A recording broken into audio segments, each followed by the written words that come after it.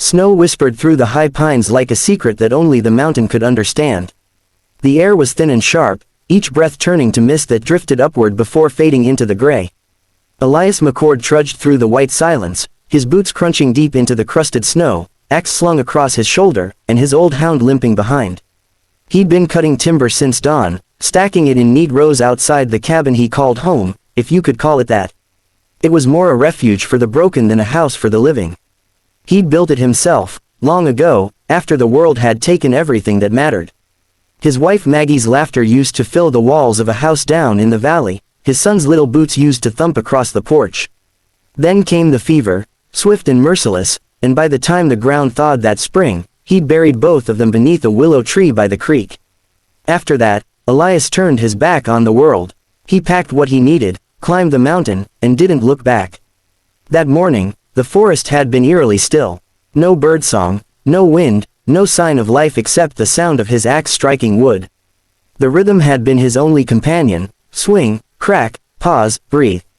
He was splitting a fallen spruce when the silence changed. There was a deep creak somewhere above, the kind of sound that made your heart hesitate because you already knew what it meant. Elias turned his head just in time to see it, the massive pine that had been standing dead for seasons finally giving way under the weight of snow.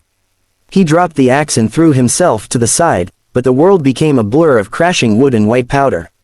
The trunk hit him across the legs like a sledgehammer. The pain was blinding, a fiery burst that made him gasp and choke. Snow exploded upward, then settled, and the forest was silent again, except for his ragged breathing. He tried to move. He couldn't. The tree was too heavy, pinning him into the frozen earth. He clawed at the bark, tried to shove against it with both hands, but every inch felt like a knife twisting through his ribs. He shouted for help, his voice echoing weakly between the hills, but only the crows answered. The sky darkened as the afternoon crept on. He felt the cold crawl into his bones. His breath came in shallow bursts, his heartbeat slowing.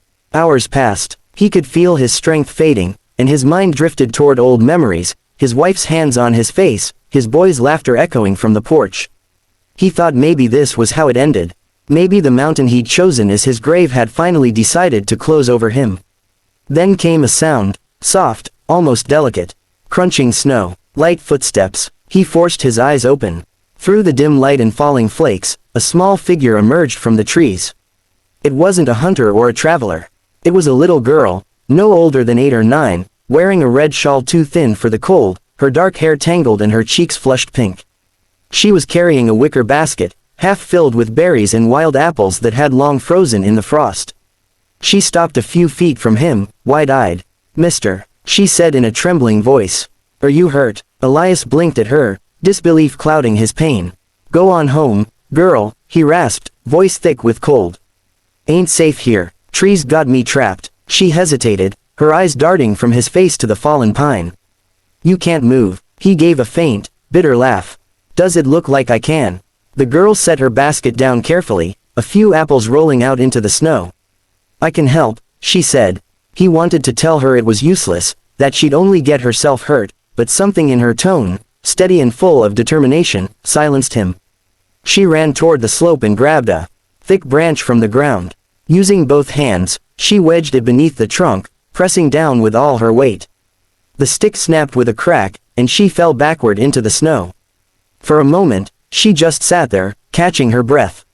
Then she got up again, her little face set in a frown of fierce resolve. "I just need a stronger stick," she muttered to herself. Elias watched her, stunned.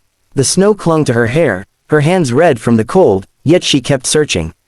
She found another branch, thicker this time, and jammed it under the trunk, using a large rock as a fulcrum. She pushed with all her might, her boots sliding in the snow, and the tree groaned, shifting slightly. Elias felt a flicker of movement against his leg. Just a fraction, but it was enough. "That's it," he whispered. "You're doing fine, girl. Just a bit more." She gritted her teeth and pushed again, tears forming at the corners of her eyes, half from effort, half from the cold. The branch creaked but held. Slowly, the pressure eased enough for him to drag his left leg free. The right one was mangled, but at least he could move. The sudden rush of pain made him shout into the wind, biting his sleeve to keep from scaring her. When she saw the blood seeping through his torn trousers, she gasped. "We gotta stop it," she said quickly, and without hesitation, she tore the red shawl from her shoulders. Her tiny hands wrapped it tight around his leg, knotting it the best she could. The cloth turned dark with blood, but she didn't stop until it was firm. He looked at her, this small stranger with trembling hands and fierce eyes, and felt something deep in his chest shift. "What's your name?" he asked weakly. "Clara," she said, brushing snow from her hair. "Clara Mayfield. My papa's down the valley hunting. I was looking for berries." He nodded, every breath heavy. "Clara Mayfield," he murmured. "You're a brave one." She shook her head. "Just don't want you to die." He almost smiled, a sad, weary kind of smile. "I reckon you're the first person to say that in a long while." But the cold was closing in, and he knew he wouldn't last much longer lying there. "Cabin's about 3 miles north," he said hoarsely. "Up past the ridge, if I can get there." She followed his gaze and saw the mule tethered nearby. "He's yours. Name's Jack," he said. "Strong old fool." Clara didn't waste a second. She ran to the mule, untied it, and began gathering branches and rope from Elias's gear. Somehow, she built a crude sled, looping the rope around the mule's harness.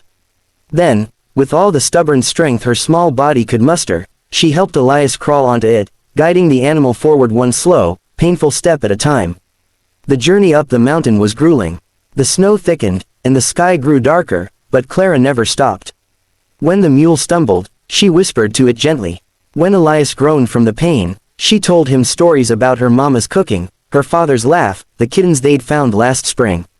Her voice kept him tethered to consciousness. Every time he thought he might slip away, her voice pulled him back. By the time they reached the cabin, night had fallen. The wind howled through the pines, but Clara's hands didn't tremble as she lit a fire from the wood stacked near the hearth. She fetched water from melted snow, cleaned his wounds with the care of someone far older than her years, and covered him with every blanket she could find. Elias drifted in and out of sleep.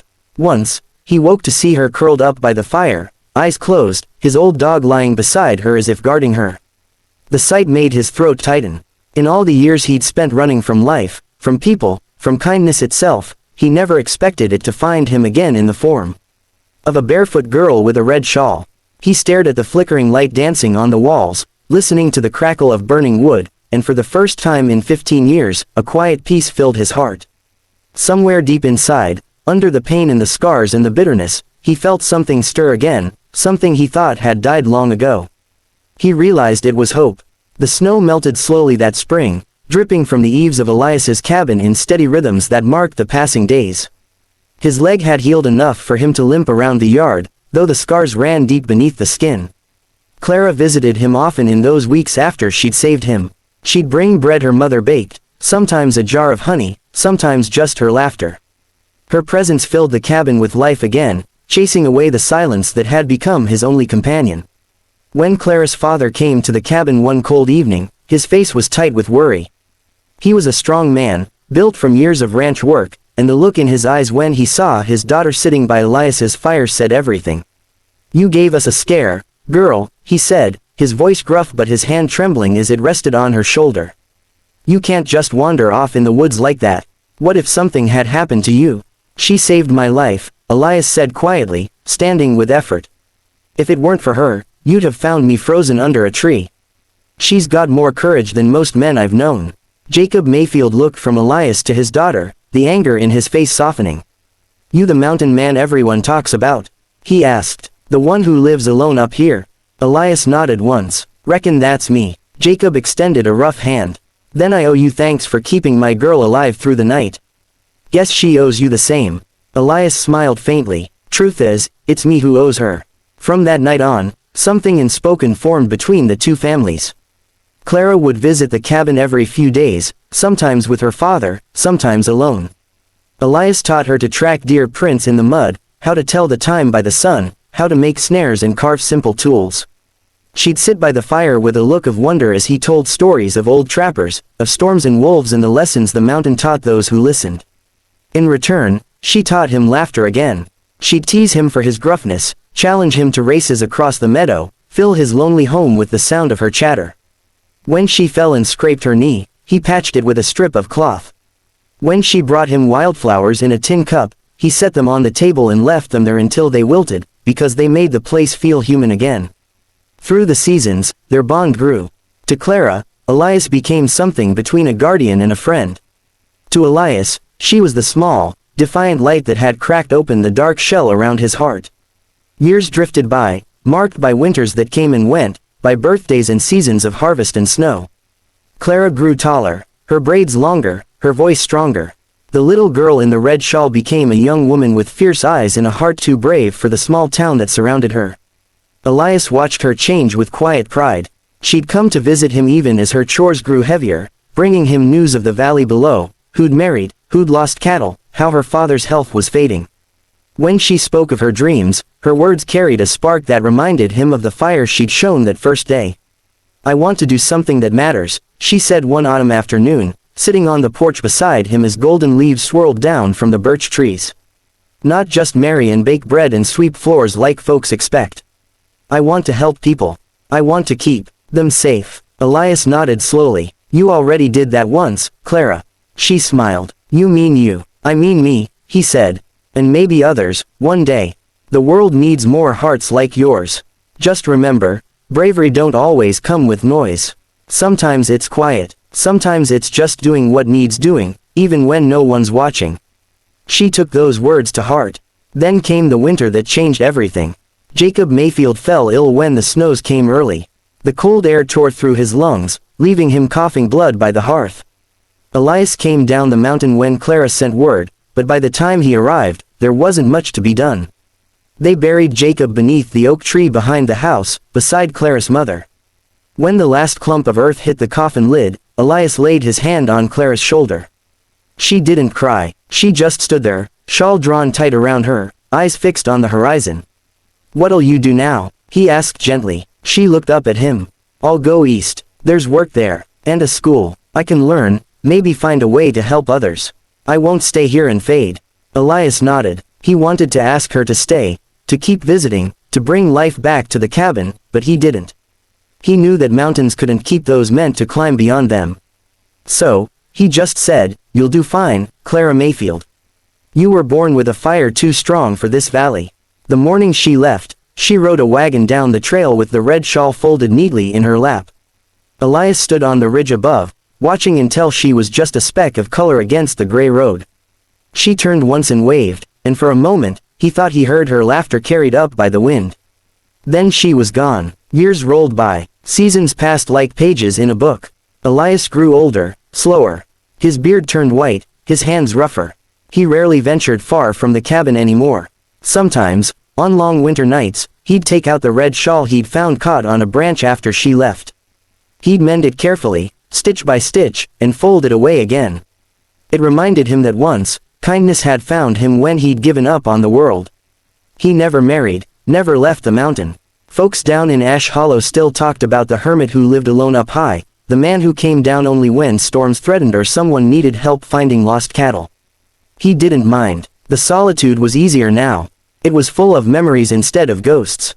Then, 15 years later, on a morning when the mist clung to the valley like smoke, he heard the sound of hooves on the old trail. At first, he thought it was just a traveler passing through, but something in the rhythm of the steps drew him outside. A single rider appeared at the bend, tall in the saddle, coat flapping in the wind, hat shadowing her face.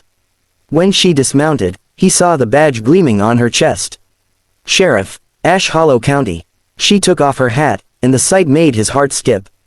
"Clara," he whispered. She smiled, older now but still with the same spark in her eyes. "Didn't think the mountain would forget me, did you?" He laughed softly, a sound he hadn't made in years. "I thought maybe you'd grown too busy saving everyone else." She walked closer, her boots crunching in the snow. "You were the first person I ever saved. And the first who believed I could." Her eyes shimmered with tears she didn't hide. "I never forgot what you told me, Elias. About bravery. About doing what's right when no one's watching." He nodded slowly. "Looks like you learned it better than I ever did." That night, they sat by the fire again, the same hearth, the same crackle of wood, though time had carved deep lines into both their faces. Clara told him about her years in the East, the lawmen who doubted her, the bandits she'd brought to justice, the children she'd protected. Every word filled him with pride, and when she was done, he reached into his old chest and pulled out a bundle wrapped in faded cloth. When he unfolded it, the red shawl lay there, soft and worn but whole again. I kept it, he said quietly. Couldn't bring myself to throw it away. She took it gently, running her fingers along the stitches. You kept it all this time. Reminded me that the world ain't all cruel, he said. That sometimes, the smallest hands can lift the heaviest burdens. Clara smiled through tears. It saved you once, and it reminded me who I was when I forgot. Outside, the wind sighed through the trees, carrying the scent of pine and snow. For a long while, neither spoke. They didn't need to. Two lives that had crossed in one desperate moment had come full circle, tied together by courage, loss, and the quiet, steady power of love that had never needed words. When morning came, Clara saddled her horse. The sun broke over the ridge, painting the snow in gold. Elias stood on the porch, leaning on his cane as she tightened the reins. Don't be a stranger, he said. She grinned. You're stuck with me, old man. The mountains might forget names, but I don't. He watched her ride off until the sound of hooves faded into the wind. Then he whispered softly, almost to himself, she came back. And the mountains seemed to echo the words, gentle and proud, she came back.